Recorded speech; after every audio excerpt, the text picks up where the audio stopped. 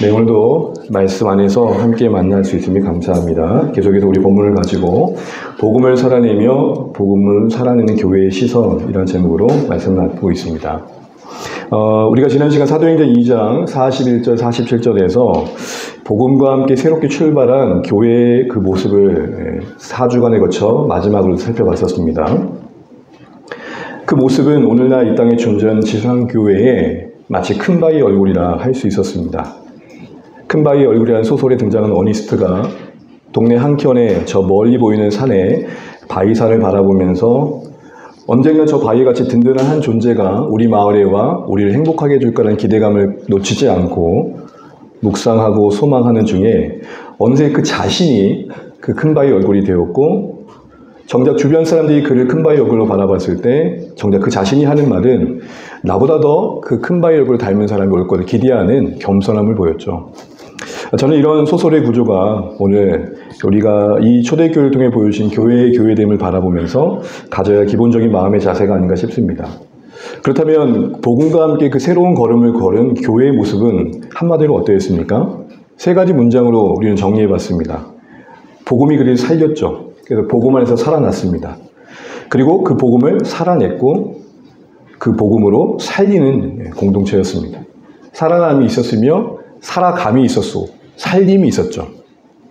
지난주에 우리는 그 마지막에 복음으로 살리는 공동체에서 교회의 사도행전에 증언되는 모습을 살펴봤었습니다. 두 가지의 큰 소개가 있었습니다. 하나는 온 백성에게 친송받았다.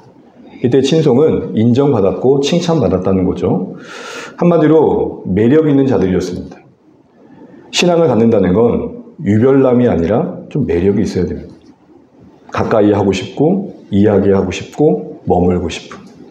우리가 지난 시간 겨자씨 이야기를 했지만 자라남의 포커싱이 분명히 있지만 그 결국 자라남의 결과가 뭐냐는 거였죠. 나무가 됐습니다. 새들이 거할 만한 존재가 되었죠. 그 존재의 크기가 결국은 교회에 나아갈 방향이었습니다. 두 번째로 주께서 구원받은 사람을 날마다 더하셨다고 합니다. 언뜻 보면 교회는 아무것도 안 한 듯합니다. 그러나 교회의 삶과 그 온 백성에게 친송받는 그런 삶의 모습이 있었고, 복음을 전하는 계속된 수고가 사실은 사도행전 내내 소개되어집니다. 그러니까 수고가 없었다기보다는 이 복음의 역사를 열매 맺게 하신 분이 누구시냐라는 것을 강조하기 위한 의도된 기술이라 할 수 있을 것입니다. 교회가 수고했지만 결국 그 교회의 수고를 붙들고 열매를 주신 분이 누구시냐? 주님이시다. 이 땅에 참된 교회로 존재한다는 건 요거 하나 절대 놓치지 않는 겁니다. 교회 안에 대단한 인물이 있을 수 있고 위력한 자가 있을 수 있지만 그가 있고 없고의 문제가 아닌 하나님의 일하심 있고 없고의 문제로 언제나 교회의 사역을 바라볼 줄 알고 교회의 열매를 바라볼 줄 알아야 되는 거죠. 더하여 날마다가 있었습니다. 날마다라는 것은 결국 교회를 통해 일하시는 하나님의 역사가 끊이지 않았다는 것이고, 결국 그 쓰임받았던 교회 안에는 계속되게 쓰임받을 수 있었던 복음에 대한 지속된 감격이 있었던 거죠. 그러니까 함구할 수 없었던, 함성을 외칠 수밖에 없었던 기쁨이 내재되어 있었던 겁니다. 더 나아가 날마다라는 것은 주구장창 교회에만 모였다는 말은 별표 아니었습니다. 삶이 펼쳐지는 일상 속에 자신들도 보냄받은 자로서의 삶을 살아냈죠. 조금 어려운 말로 우리는 이거를 하나님의 선교다라고 그랬습니다. 우리 주안의 교회가 선교적 공동체라고 할 때 그 의미가 바로 그런 의미입니다. 교회가 선교사를 보내는 것도 맞지만 이제는 교회도 보냄받은 자로서의 삶을 살아내야 된다. 그곳이 어디이든 그곳에서 신자답게 살아내는 것, 하늘의 가치를 드러내는 것, 그게 우리의 삶의 방향이 되어야 된다라는 것이고, 그걸 통해 하나님은 영혼들을 불러내셨다는 겁니다. 우리는 이러한 생생한 이야기를 1세기 그리스도인의 선교 이야기라는 책에 푸블리우스라는 사람의 인생의 이야기 속에서 소개받았습니다. 오늘은 성경의 이야기 속에서 이 이야기가, 이런 선교적 일상이 어떻게 펼쳤는지를 좀 살펴보게 됩니다. 이제 우리가 2장 이후로 3장부터 5장 정도까지는 앞서 살펴봤던 교회가 살리는 공동체로 살아냈다면 도대체 어떻게 살아냈느냐라는 구체적인 실내라고 할 수 있는 이야기들이 계속해서 소개가 됩니다. 그 첫 번째로 소개되는 이야기가 뭐냐면 나면서부터 걷지 못했던, 단 한 번도 자신의 힘으로 걸어보지 못했던 한 인생이 놀라운 기적을 경험하고 성전에서 돈만 구걸했던 그 인생이 성전에 들어가 찬양하는 인생이 되는 반전을 소개해주고 있습니다. 이 외에도 분명 수많은 이야기도 있었을 겁니다. 그런데 왜 사도행전은 교회는 이러하였다. 그리고 그렇게 살아났던 모습의 한 예로, 그 첫 번째로 이 이야기를 담고 있을까요? 많은 이야기들 중에 이야기가 있다는 것은 그만큼의 의도가 있을 것이고 그만큼의 전하고자 하는 메시지가 있을 것이고 아마도 당시 교회 성도들 주변 사람들에게는 많이 회자됐던 이야기인 것 같습니다. 그래도 잘 알려진 이야기를 통해 하나님 나라를 소개해보고 싶은 마음이었겠죠. 그런 누가의 마음이 조금은 헤아려집니다. 이러한 신뢰를 살펴보면서 이제 우리는 동일하게 사도행전을 늘 대할 때마다 그들만의 이야기가 아닌 예수님의 이야기가 제자들의 이야기가 됐고 그 제자들의 이야기를 기록한 교회의 이야기가 이제 우리의 이야기가 돼야 된다는 소위 이어달리기 식으로 보면 바턴을 오늘 이어받은 교회의 입장에서 기록된 이 사도행전이 보여준 신뢰는 오늘 우리의 교회로서의 실제적인 고민을 하게 하는 내용이 될 것 같습니다. 이제 오늘 이 본문을 이제 앞으로 몇 주간 또 살펴볼 텐데 오늘은 이 단어를 한번 기억하면 좋겠습니다. 시선. 시선이란 말은 또 다른 말로 하면 어떤 기대와 관심으로 표현할 수 있을 겁니다.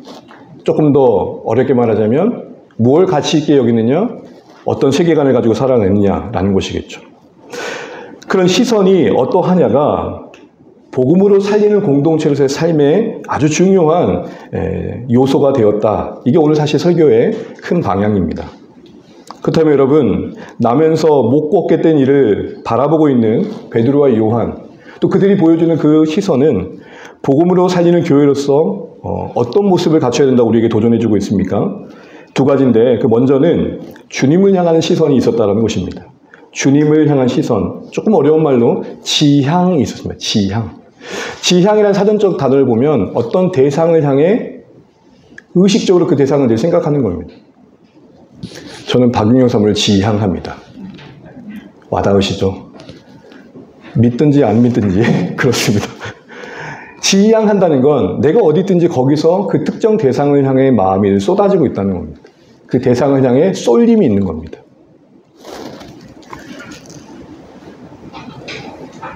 그런 관점에서 오늘 1절을 보게 되면 단순히 이 베드로와 요한이 기도한 정도가 아닙니다. 우리 1절에서 다시 한번 읽어보겠습니다. 시작. 제9시 기도 시간에 베드로와 요한이 성전에 올라갈새. 앞서 지향이라는 게 어떤 대상을 늘 의식하고 염두하는 것이고 그 대상을 늘 찾고 구하는 거라고 본다면 오늘 이 군장 안에서 우리는 베드로와 요한의 지향을 발견하게 됩니다. 먼저 제9시 기도라는 말을 보게 되면 시간 개념이 당시에 이 성경을 읽는 사람들에게 익숙했던 시간 개념을 썼겠죠. 이 9시는 우리가 말하는 아침 6시를 0시로 기준 삼아서 카운트한 겁니다. 그러면 12시는 몇 시가 되겠습니까? 6시가 되겠죠. 오후 3시는요? 9시가 되겠죠. 혹시 여러분 꿀 드셨나요? 꿀 먹은 벙어리에서 말씀이 없으시나요? 성전에서 제사장들이 하루에 2번 정도 상번제를 드렸습니다. 오전과 오후. 대략의 시간은 오전 9시, 오후 3시인데요. 아마도 이 3시는 성전에서 제사장들이 향을 피우는 시간이었던 것 같습니다. 그때에 많은 경건한 유대인들은 성전 뜰에 모여서 향이 피어 올려가는 그 시간 동안, 소위 분향하는 시간 동안 마당에서 기도하는 시간을 보냈습니다. 아무래도 이때 많은 유대인들이 성전을 찾았을 것입니다. 요한과 베드로만 성전에 갔던 게 아니라는 것이죠. 그런데 그런 기도 시간에 맞춰 움직이고 있는 그들의 행동을 이렇게 표현합니다. 성전에 올라갈새. 언뜻 보면 그냥 지나칠 수 있는 표현이지만 이 올라간다는 단어가 성경 안에서 쓰여질 땐 조금 더 고민을 해보면 오늘의 이 본문이 조금 더 새롭게 와닿을 수 있겠다 싶습니다. 저는 2가지로 해석이 되는 것을 봅니다. 먼저는 지형적인 의미입니다. 올라간다 그럴 때는 낮은 데서 높은 곳입니까? 높은 곳에서 낮은 곳입니까? 네, 낮은 데서 높은 곳. 그리고 남에서 북입니까? 북에서 남입니까? 보통은 남에서 북이죠. 그래서 여러분 우리는 서울을 올라간다 그러지 내려간다고 하지 않습니다. 울산을 서울에서 기점해 보면 내려간다 그러지 올라간다고 하지 않습니다. 지형적인 의미입니다. 그러나 여러분 성경에 이 올라간다, 이 성전이 고지되어서 그런 표현을 쓰기도 하지만 사실은 그런 어떤 지형적인 의미보단 지향적인 의미에서 쓰여지는 경우도 있는 걸 보게 됩니다. 지향한다는 의미는 성전을 중심에 두고 성전을 사모하는 마음을 담아 성전을 향해 가는 것을 표현하는 것이죠. 성전을 향해 올라간다. 이 표현은 성전을 지향한다의 또 다른 표현을 쓰일 때가 있더라는 것입니다. 시편에 보게 되면은 120편부터 134편까지 순례객들, 이곳저곳 흩어져서 살았던 사람들이 절기를 따라 성전에 와 예배하는 가운데 불렀던 시편의 노래를 뭐라고 표현하냐면 성전에 올라가는 노래라고 합니다. 그들 모두가 국에서 오지 않았을 겁니다. 그들 모두가 낮은 지대에서 온 건 아니었을 겁니다. 그런데 성전에 올라가는 노래라고 부릅니다. 예수님께서도 요한복음 7장 14절을 보게 되면은 성전에 올라가서 가르치셨다고 할 때 이 앞뒤 맥락을 보게 되면 요한복음 7장 1절에 보면 갈릴리에 계셨어요. 그런데 성전은 어디 있죠? 예루살렘에 있어요. 여러분, 갈릴리가 북쪽입니까? 예루살렘이 북쪽입니까? 갈릴리가 북쪽이죠. 우리 식으로 생각하면 갈릴리는 언양이고 예루살렘은 구라입니다. 우리가 예루살렘에 서 있습니다, 교회가. 그렇죠. 그래서 북에서 남으로 내려오면 성전에 내려간다가 맞습니까? 올라간다가 맞습니까? 내려간. 근데 성경 뭐라고 쓰고 있죠? 그럼 이때 올라감의 의미는 뭘까요? 지향인 거죠. 그냥 그 위치를 고려한 표현이 아니라 성전에 하나님이 계시니까. 그곳에 하나님의 인재가 있으니까. 그것을 기도할 때 하나님도 가까이 할 수 있으니까. 그런 마음으로 올라간다는 표현을 쓴 겁니다. 이런 관점에서 보면 이렇게 해석이 됩니다. 베드로와 요한이 기도 시간에 그냥 성전에 갔다가 아니라 성전에 임재하신 하나님을 의식하고 쏠리는 마음을 따라 기도의 자리로 갔다는 겁니다. 기도해야 되니까 간 자리가 아니라 하나님이 계시니까 그곳에 가 기도했다. 이렇게 해석이 이해되어지는 것이죠. 여러분, 이러한 지향, 하나님을 향해 좀 더 우리의 마음이 기울어져 있는 것, 세상을 향해 기울어진 마음인, 유혹을 향해 쏟아지는 마음이 아닌 하나님을 향해 쏠려진 마음, 조금 더 다른 말로 말하면 갈망은 신자된 이 삶의, 이 순례의 여정에 힘이 됩니다. 이 갈망이 고단한 현실 가운데 우리 마음 한복판에 고속도로를 만들어버립니다. 제 표현이 아니고요. 시편에 그런 표현이 있습니다. 우리 시편 84편 1절, 5절 화면과 설교 노트 같이 한번 읽겠습니다. 시작. 만군의 여호와여, 주의 장막이 고 그 마음에 시온의 대로가 있는 자는 복이 있나이다. 아멘. 84편은 앞서 순례객들이 성전의 절기를 따라 방문했다고 했는데 바로 그런 배경입니다. 특별히 이 시편 84편은 이방 나라에 붙잡혔다가 고향 땅으로 돌아온 여정에 불렀던 고백입니다. 그러니 얼마나 그리웠겠어요. 바로 그런 그리움과 갈망이 전제된 고백인데 어찌 그리웠는지 주의 장막이 사랑스럽다 그럽니다. 그런데 여러분, 그 갈망함과 지향함이 힘을 더해서 그 마음에 뭘 만들었대요? 시온, 성전인 그곳을 향해 뭘 만들었대요? 큰 길을 만들었대요. 먼 여정을 걷다 보면 여행길에 우리가 쉽게 지칠 때가 있죠. 지치면 마음도 수그러듭니다. 처음 마음 같지 않게 에이, 괜히 왔나? 가다가 말고 싶은 마음이 생길까요? 안 생길까요? 생길 겁니다. 그런 형편 속에 있던 순례객들이 이 고백 속에서 뭘 우리에게 증거해 줍니까? 여정은 힘들지만 마음이 하나님께로 향해 있으면 시온을 향한 그 길은 언제나 즐겁다, 이 얘기를 하는 것입니다. 그리고 그렇게 걷던 중에 뒤에 보면 우리가 말씀의 표현 여기 기록하고 있지 않지만 6절 이하에 보게 되면은 골짜기가, 눈물의 골짜기가 샘이 되는 걸 경험했다는 표현까지 나옵니다. 그러니까 복이 임했던 거죠. 이걸 더 쉽게 이해하면 이렇습니다. 짐이 무거워서 무거울 때도 있지만 아무리 가벼워도 들기 싫은 사람의 짐을 대면 겁나 무거워요. 사랑하는 사람의 짐은 무거워도 가벼워요. 그 순간만큼은 슈퍼맨이 되죠. 경험해 보셨죠? 이런 면에서 보면 기도와 기도를 두고 생각해 볼 때 기도에 있어서 우리가 하나님을 찾는 이 기도에 있어서 최대의 걸림돌은 뭘까요? 상황과 여건이라 할 수 있겠지만 어쩌면 우리 마음에 어느새 자리 잡고 있는 실증 아닐까요? 하나님이 그렇게 보고 싶지 않은 거예요. 빌 하이베스라는 목사님이 왜 이런 책을 썼는지 이 책이 상당히 오래전에 나왔는데 이 책을 쓰고 사역자들이 많이 힘들었습니다. 그 책 이름하여 너무 바빠서 기도합니다. 담임 목사님들이 이 책을 보고 야 바빠서 기도한다고 하잖아. 사역자들이 바쁜 거 핑계대지 마. 책 제목을 좀 잘 정하셔야 돼. 이러면 얼마나 은혜로워요. 바빠서 기도할 수밖에 없습니다. 이런 책 제목이 주는 도전처럼 분명 신비롭게도 여건과 상황을 뛰어넘은 그 마음의 대로가 있는 자들이 누리는 은혜가 있음을 보게 됩니다.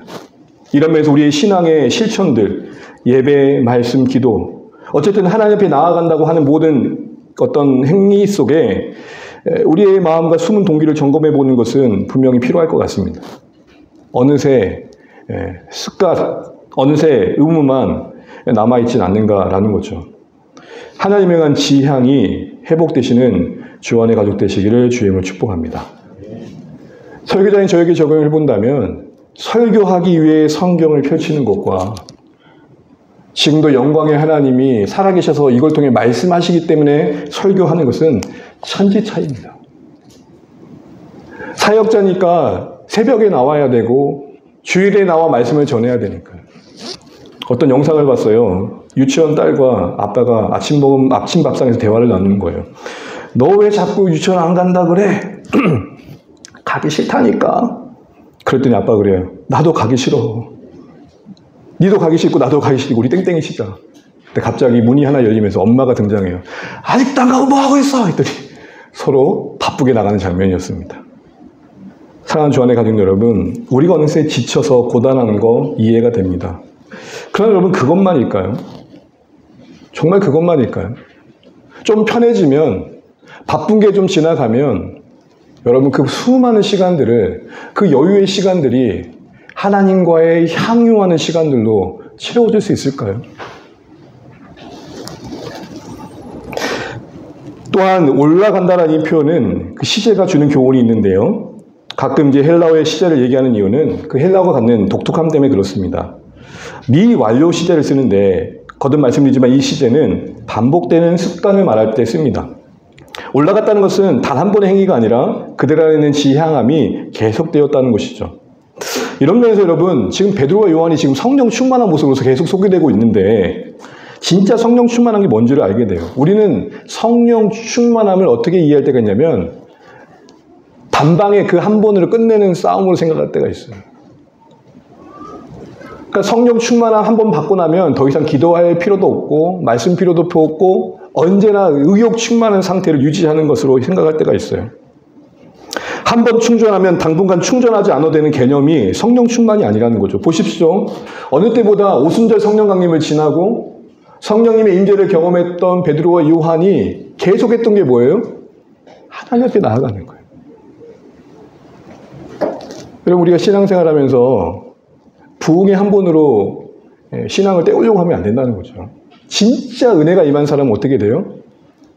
언제나 하나님을 가까이 하게 되는 거죠. 그가 진짜 성령 충만하다는 것도 오히려 어떤 걸로 증거됩니까? 매 순간 하나님을 찾는 친밀함과 엎드림 속에서 증거가 되는 것이죠. 더 이상 기도하지 않아도 되는 상태가 아니라 그런 에너자이저 상태가 아니라 계속해서 하나님을 찾는 마음이 유지되는 겁니다. 그리고 그럴 수밖에 없는 현실을 인식하는 겁니다. 그래서 진짜 성령 충만함은 단 한 번의 실패도 없는 상황이 아닙니다. 넘어짐이 없는 게 아닙니다. 오히려 성령 충만함은 넘어질 줄 알고 의지하는 것이고 혹 넘어졌다 하더라도 다시 일어날 줄 아는 것입니다. 그래서 성령 충만함의 정의를 어느 목사님이 이렇게 하셨습니다. 실패한 자 위에 부어주시는 하나님의 은혜라. 성령님의 또 다른 이름이 뭡니까? 보혜사죠. 영어로 말하면 더 헬퍼입니다. 도우시는 입니다.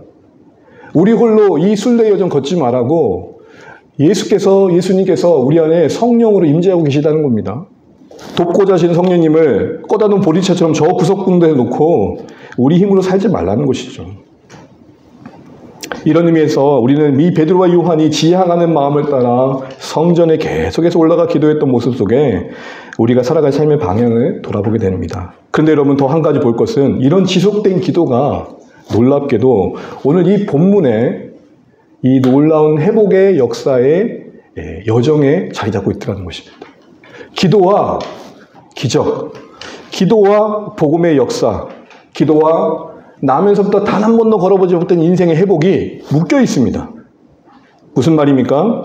기도라는 게 하나님을 가까이 하는 것, 동행함도 목적이 있지만 하나님은 그 동행하는 인생들 속에 동역을 만들더라는 겁니다. 우리가 종종 말하는 것처럼 우리 사역의 열매는 사귐의 결과셔야 됩니다. 저 개인적으로 얘기를 좀 해보자면 그래도 아침 기도회 때 긴 시간 기도하다 보면 성도님들의 얼굴을 한 분 한 분을 떠올립니다. 그리고 그날따라 주시는 마음이 있어 또 연락을 드려보기도 하고 또 특별히 그분을 위해 더 기도하는 시간을 갖기도 합니다. 바로 이겁니다. 하나님과 동행하는 인생들 속에 하나님이 일하심이 필요한 곳에 그를 보내시고 그의 순종을 통해 역사해 가시는 방식이 사도행전의 역사였습니다. 본문에 기록된 나면서부터 못 거뒀던 이 회복의 기적도 베드로와 요한이 기도하러 가던 중에 일어났다는 것을 잊지 마십시오. 특별히 이 사도행전을 기록한 또 누가복음을 기록한 누가는 기도와 하나님 나라의 역사를 항상 묶어서 설명한 경우가 많습니다. 사도행전 10장을 보게 되면 여러분 고넬료가 기도하는 사람을 소개됩니다. 그리고 그를 만난 베드로도 기도 중에 고넬료를 만납니다. 그리고 그 고넬료의 만남은 그리 높지도 않았을 것 같은데 이 복음이 이방을 향해 그 문턱을 넘지 못하는 그 상황 속에 새로운 물꼬를 여는 하나님 역사의 새로운 시작이 됩니다. 새로운 시작. 나면서 못 걷던 이가 새롭게 걷게 된 시작이 기도하는 자들을 통해 일어났듯이 기도하는 사람들을 통해 하나님 나라의 새로운 일이 시작되는 겁니다. 바로 이런 점에서 우리는 지향이 필요한 것입니다. 지속된 기도.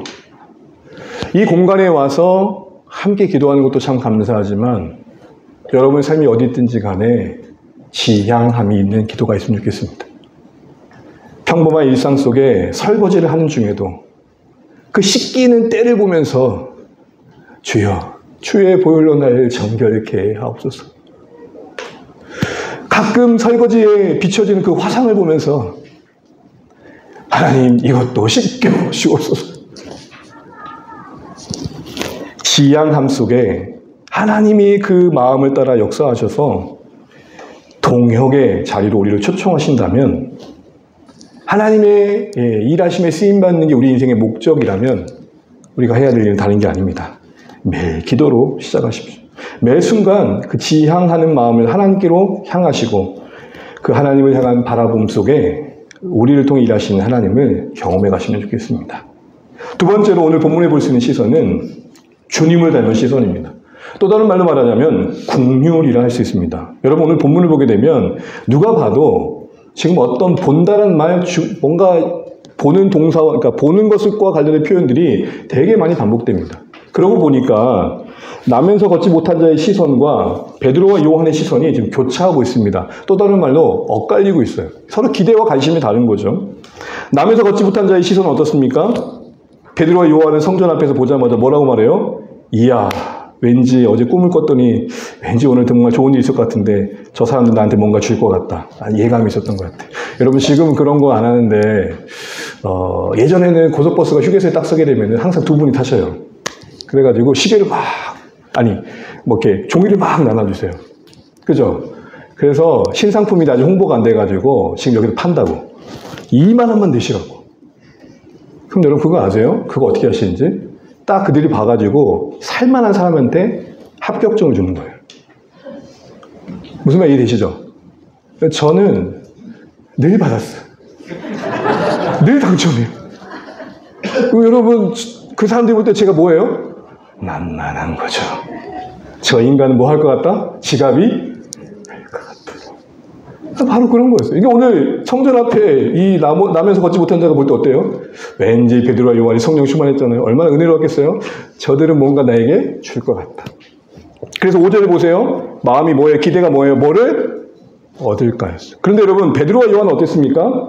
그 성전 앞에 하나님을 예배하는 성전 앞에 평생 하나님을 예배하지 못하고 그 몸의 장애 때문에 성전 문턱 한번 넘어보지 못했던 그를 바라보는 베드로와 요한은 주목하고 있고 따뜻한 말을 건네며 우리를 보라 그럽니다. 그리고는 뭔가 줄 것이 있는 것처럼 말합니다. 그러나 그 주고자 하는 것은 나면서부터 걷지 못했던 이가 기대했던 것과는 달랐습니다. 그러기엔 실망이 있었겠죠. 그러나 여러분, 베드로와 요한의 이 시선이 그 주고자 하는 것, 그 내용, 그리고 그 나면서부터 걷지 못했던 일을 그냥 지나칠 수 있었는데 머물러 바라본 시선, 그 머뭄이 오늘 그의 회복의 새로운 시작이 됐다는 것입니다. 그렇습니다. 오늘 이 나면서부터 걷지 못한 자 입장에서 보게 되면 우리를 보라라는 이 따뜻한 관심은 생경한 거였습니다. 낯선 경험이었습니다. 그간 제발 좀 도와주세요. 여러분 보통 보면 이제 구걸 하는 분들 땅을 보잖아요. 도와주세요, 도와주세요, 도와주세요. 그러다가 발걸음이 멈추면 동전 하나 던져주고 가는 사람들이 있었지만 지금처럼 날 보라고 했던 사람이 없는 거예요. 지나치지 않더라도 동전 넣고 바삐 지나간 사람들이 대부분이었던 상황 속에서 본다면 지금 자신 앞에 베드로와 요한이 발걸음을 멈추고 우리를 보라고 건네는 말이 얼마나 따뜻하게 와닿았겠어요.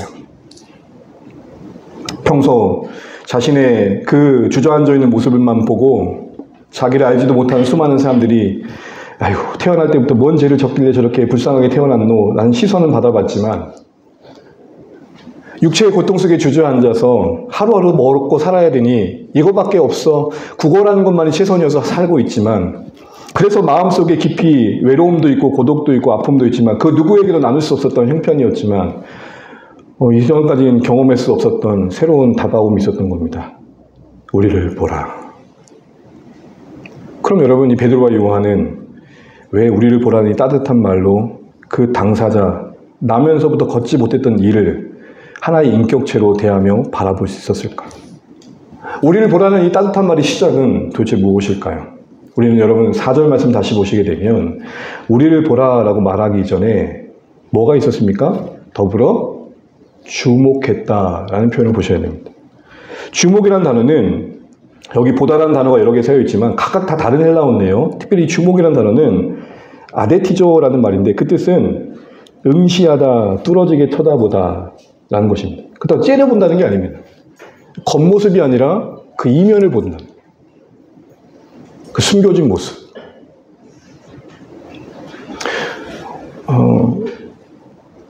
여러분 정형종식의 방문객이라는 시를 종종 제가 나누잖아요.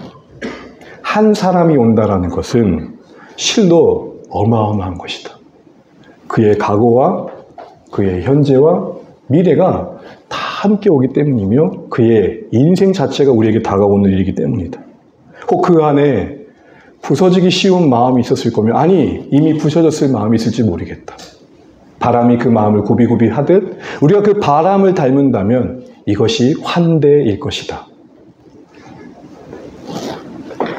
지금 이 거리는 환대를 받고 있는 것이고 환대하는 베드로와 요한의 마음속엔 주목함이 있었습니다. 도대체 뭘 본 걸까요? 겉모습이 아닌 단순히 매일 구걸하고 있는 불쌍한 사람으로만 보는 것이 아닌 본질을 봤다면 뭘 본 걸까요? 분명 구걸하는 사람으로만 판단하지 않고 사람, 곧 한 인생으로 바라봤을 겁니다. 인격체로 바라봤던 거죠. 한 책의 글을 봤습니다. 영국의 식민지 시대에 인도의 한 사람이 힌두교인이 그 집안에 그 군인 장교 집안에 청소부로 일을 했던 것 같아요. 이 기부인이 손님을 맞이하려고 준비하고 있는데 오늘따라 이 청소부가 안 오는 거예요. 성질이 났겠죠. 시간은 다 돼가는데 낙엽은 쌓여있고 정리는 안 돼 있고 다급하게 달려와서 청소를 합니다. 이 여인이 뭐라고 했겠어요? 와 했겠죠. 그리고 오늘 일하고 당장 내일부터 오지 마세요. 이 사람이 너무 죄송하다고 하면서 이렇게 말을 이어갑니다. 제가 어제 아들이 세상을 떠나서 어쩔 수 없이 장례 절차를 밟다 보니 이렇게 늦게 되었습니다. 그때서야 그 기분은 그 사람이 청소부가 아니라 한 자녀의 아버지로 보입니다. 그에게도 인생에 이야기가 있다는 게 와닿게 됩니다. 마르틴 부버라는 여러분 책을 읽어보신 분도 계실 것 같은데 나와 너라는 이 오스트리아의 유대 출신의 유대계 철학자라는 분이 나와 너라는 책이 유명하잖아요. 이분이 이제 나와 너, 나와 그것이 아닌 나와 너로 우리의 관계를 설명해야 된다. 태초에 관계가 있었다라는 말을 하신 분이 이분입니다. 근데 이분이 이런 말을 합니다. 우리 마음속에는 사람을 대할 때 주체로 보거나 객체로 보는 시선이 있다는 거예요. 객체로 본다는 건 뭘까요? 그냥 대상으로 보는 거예요. 생명 없는 물품 정도로 여기는 거죠. 그래서 그걸 바라보는 사람의 시점에서는 기준이 뭐예요? 얼마나 내게 유용한가? 얼마나 내게 쓸모 있는가? 주체로 본다는 건 뭘까요? 그 반대의 개념이겠죠. 상대방이 그를 바라보는 그 자신만큼이나 참 복잡한 삶의 이야기를 떠안고 있음이 보이는 겁니다.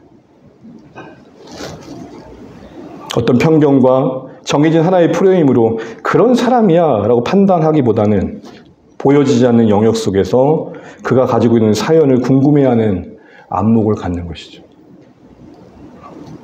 뭐 저런 인간이 다 있어 라고 말할 수도 있겠지만 그러나 어쩌다가 저런 모습을 갖게 되었을까? 내가 알지 못하는 그 인생의 이면의 아픔들을 보려고 하는 마음인 거죠. 신앙적으로 본다면 우리가 서로 안에 다 수용할 수 없는 모습들이 있지만 하나님이 그 인생을 붙들고 그를 빚어가시는 이야기를 볼 줄 아는 겁니다. 그것이 아직 끝나지 않았음을 보는 겁니다. 그래서 우리가 지금 서로 만날 때의 시점은 다 완성을 향해 가는 여정이니까 괜찮아 보일 수도 있고 아니 그럴 수도 있습니다. 그러나 언제까지 이 수준에 머물러 있으라고 볼 수는 없는 것이죠. 여러분이 만약에 저를 96년도에 소위 96 양아치 시절에 저를 봤다면 아마도 저 인간 사람 되겠나라는 생각하지 않았을까요? 우리 모두 우리 존재를 뛰어넘어 더 크신 하나님이 예수 안에 우리 인생을 불러 붙들고 빚어가고 계신다는 이야기를 볼 줄 알 때 좀 더 넉넉해지고 이런 따뜻한 말을 건넬 수 있지 않을까요? 저를 좀 봐주세요. 이야기를 걸게 되는 시작의 말이 있지 않겠습니까? 특별히 베드로와 요한이 그 구걸한 이에게 주고자 했던 것을 본다면 결국 그들이 겉모습이 아닌 중심에 봤던 건 다른 것이 아니라 그의 영혼도 예수의 은혜가 필요한 인생임이 바라봐졌다는 것이죠. 뒤에 보시게 되면 우리는 은가금을 주려고 하는 게 아니다. 다른 게 아니라 예수님의 이름의 권세를 나누고자 한다라고 말을 했던 거 보면 적어도 주목했다라는 그 시점에 베드로와 요한이 걷지 못했던 이에 뭘 본 겁니까? 하나님의 은혜가 필요한 영혼을 본 것입니다. 여러분, 오늘날 연예인 중에 제일 잘생긴 사람이 누구예요? 예? 누구요? 차승우요? 차은우. 차은우가 누구예요? 잘 모릅니다. 프로필은 잘 모르지만 차은우가 만약에 신자가 아니라면 저는 제게 불쌍해 보일 것 같습니다. 이건희 회장이 내 앞에 와도 불쌍한 사람입니다. 차은우 씨 만나면 사인을 받겠죠. 사랑하는 주안의 가족 여러분, 구걸할인을 보는 시선은 주목함에서부터 달라졌습니다. 이것은 아마 베드로도 경험했던 은혜였기에 가능한 거 아닐까요? 베드로의 인생 속에 거듭 말씀드리지만 지우고 싶었던 이야기가 있다면 그게 뭡니까? 누구든 부인해도 나는 부인하지 않겠다고 호언장담했던 베드로 아닙니까? 그런데 저주까지 하면서 그 여종 앞에서 예수님을 욕했던 3번의 부인은 치욕입니다.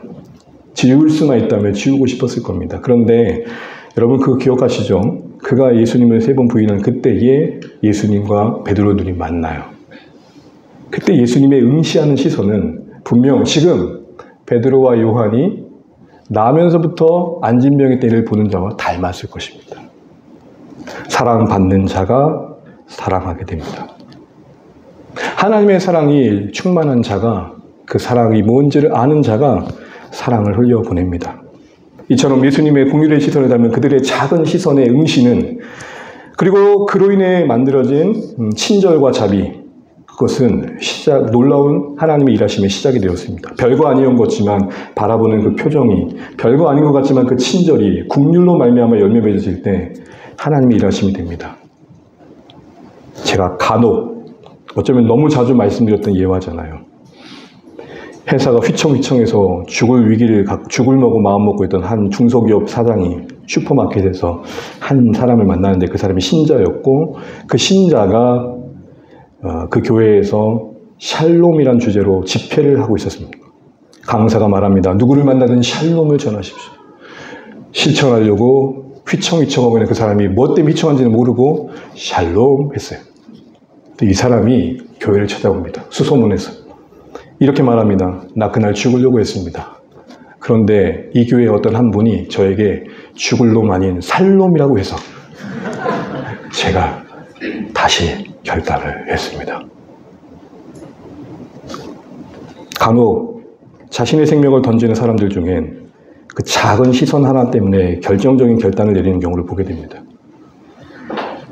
어쩌면 여러분, 내가 누군가를 바라볼 때 그 시선이 그에게는 마지막일 수 있다는 생각을 해보십시오. 가능한 미소로. 내가 그를 바꿀 수 없고 오직 하나님만이 그를 바꿀 수 있다는 사실 앞에서 여유 있는 미소로. 이 화상아, 그려 생기는 마상을 하나님께 맡기며 그 안에 있는 형상을 보십시오. 점검해 봅시다. 주님의 공유를 따라 나는 사람과 세상을 보고 있는지, 우리는 그 작은 시선이 하나님의 일하심이 시작이 될 수 있다는 걸 기억하고 있는지 말입니다. 치열한 경쟁 속에 수많은 사람들이 자신의 겉모습을 갖고 갑니다. 그 서야라 속에 피할 수 없기에 거기서 살아내기 위한 생존을 위해서라도 자신의 몸값을 키워갑니다. 이런 시대 속에 우리의 시선도 그 세상을 닮아간다면 등급을 나누듯 사람을 나누지 않겠습니까? 그런데 여러분, 교회가 무슨 한우 등급 나누지, 저 사람 1등급 신자, 저 사람 2등급 신자, 이런 게 어디 있습니까? 물론 우리가 사람을 분별할 필요는 있겠지만 그 사람이 지금의 모습이 마치 영원할 것처럼 단정 짓는 것도 교만일 것입니다. 돌아보시죠. 우리의 시선은 주님을 닮고 계십니까? 3번이나 부인한 베드로, 뭔 소망이 있다고 따뜻하게 응시하시면서 바라보셨을까요? 왕섭이 생각나십니까? 공연이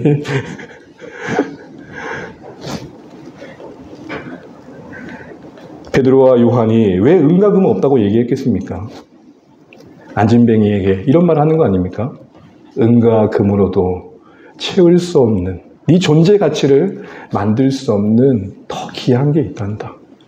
은과 금을 줬으면 네가 오늘 하루의 일당은 채워 오늘은 편할지 모르지만, 아니면 며칠 동안 안 나와도 될지 모르는 그런 상황이 있을지 모르지만 진짜 네 존재를 확인할 수 있겠느냐라는 것이죠. 사랑하는 주안의 가족 여러분, 저와 여러분이 저를 바라보는 안목도 어때야 될까요? 만일 목회자가 성도들을 대할 때 자신의 성공의 수단으로 여기고 있다면, 또 성도님들도 자신만의 종교적인 필요와 소욕을 위해 목회자를 바라보고 그렇게 해주기만을 바라고 있다면, 그런 이익관계를 가지고 우리 목회자와 성도가 함께하고 있다면 이처럼 안타까운 건 없을 것입니다. 사랑하는 주안의 가족 여러분, 주님의 긍휼이 우리를 서로를 바라보는 시선 되시기를 주의 이름으로 축복합니다. 그 긍휼을 따라 문 영혼들을 바라보시고 그래도 함께하게 하신 성도들을 바라보셔서 잠시 멈춰 따뜻한 말을 건네주시면 어떨까요? 우리의 시선이 어디에 머물고 있고 우리의 걸음이 어디에 멈춰져 있는지를 오늘 본문을 통해 보십시오. 베드로와 요한 그냥 지나칠 수 있었습니다. 기도하기 바쁘다고 지나갈 수도 모르겠습니다. 그러나 머물러 그를 바라볼 때 그 주목함이, 그리고 건넨 따뜻함이, 그 긍휼이 만든 이 향기가 그에게 놀라운 일의 시작이 되었습니다. 기억하십시오. 하나님 나라를 시작하는 그 중심에, 그 작은 부위에 지향이 있고 긍휼이 있습니다. 주님을 향하는 시선, 그리고 주님을 닮은 시선. 이런 큰 결론 하나 내리게 됩니다.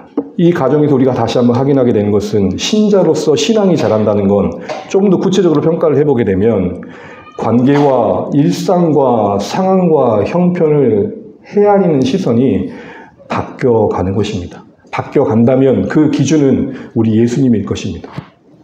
당연했던 것들 가운데 다 있는 하나님의 은혜가 보이는 것입니다. 헤아릴 수 없는 고통 속에 도대체 왜? 라고 던질 수밖에 없는 삶의 한복판에서 여전히 우리를 붙들고 계시는 하나님의 섭리를 믿고 더 크신 뜻을 기대하며 소망을 붙드는 것입니다. 놀라운 응답들의 반전 속에 기가 막힌 하나님의 능력을 보며 더 하나님을 의지해야겠다는 마음을 굳게 먹는 것입니다. 완악한 세상 한복판에서 하나님을 떠난 안타까운 영혼들의 현실을 보면서 긍휼에 잊지 않는 것입니다. 내세울 거 하나 없는 평범한 무료한 내 현실이 다름 아닌 영광의 하나님이 보내신 부르심의 현장이고 출장 보낸 은혜의 소명의 현장임을 볼 줄 아는 것입니다. 그래서 내가 누구보다 더 나은 것으로 자신을 증명하는 아주 초라한 신앙의 가치가 아니라 나로서 살아낼 줄 아는 것입니다. 여러 복들 가운데 하나님의 자녀됨이 가장 영광스럽고 가장 큰 복임이 보여지시는 겁니다. 세상은 1등 했다면 박수 쳐주지만 그거 그래 잘한 거다. 그러나 그거 이 땅 지나고 나면 아무 의미 없다. 하나님의 자녀가 가장 영원한 영광이다. 끝없이 주변과 남을 탓하는 내 성향 속에 그래 내가 먼저 변해야 되는 것을 볼 줄 아는 겁니다. 그게 보이는 겁니다. 한 사람을 바라볼 때 겉모습만이 아니라 하나님의 형상임을 보는 것입니다. 누군가를 바라볼 때 내 필요와 이해의 관계를 따라 이용하려고만 한 것이 아니라 아들을 주시면서까지 희생했던 그 사랑을 받은 나로서 나도 동일하게 그에게 그런 사랑을 흘러보내야 할 책임이 부여됐다라는 그런 무거운 마음 가지고 누구든 만나는 것입니다. 바로 이런 것들이 보여지는 것. 이런 시선의 바뀜. 이게 오늘 사도행전 3장에 복음으로 사람들을 살렸던 교회가 어떤 시선을 가져야 될지를 보여준 내용 속에서 다시 한번 우리가 확인하게 되는 방향입니다. 사랑하는 주안의 가족 여러분, 다시 좁혀서 우리 지향하는 시선 가지시기를 바랍니다. 긍휼의 시선 가지시길 바랍니다. 그래서 우리의 삶이 하나님의 일하심의 시작을 채워가는 복된 하루하루 되시기를 주의 이름으로 축복합니다. 우리 주신 말씀 한 2분 정도 개인적으로 묵상 시간 갖겠습니다. 그래도 와닿았던 것들 한번 설교도 한 기퉁에 한번 적어보시고 이렇게 한번 살아봐야겠다라는 마음도 고백해 하나님께 맡기시기 바랍니다. 아멘.